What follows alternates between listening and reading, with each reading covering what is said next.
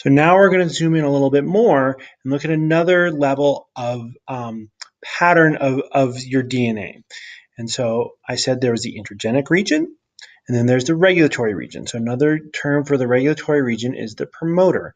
It's what decides when and where a gene is going to be transcribed into RNA. Within a gene, then there are exons and introns.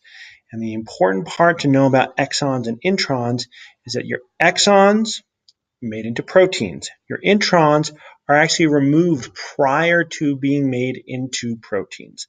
And so it's only the exonic part of the gene that is actually made into a protein.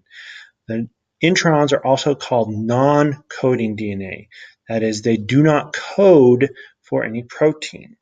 So it's kind of one of these things that you just have to know, that exons are expressed into proteins, whereas introns are non-coding. They interrupt the coding regions. And this, again, is for a eukaryote. What we're looking at is the structure of a gene in a eukaryote. The difference between eukaryotes and prokaryotes at this level is that prokaryotes do not have any introns. They just have exonic portions of the gene. So all DNA that is transcribed in prokaryotes is made into proteins. That is, it is transcribed and translated. In eukaryotes, only the exonic portion that is transcribed, so both exonic and intronic portions are transcribed, but only the exonic portions are actually translated into proteins.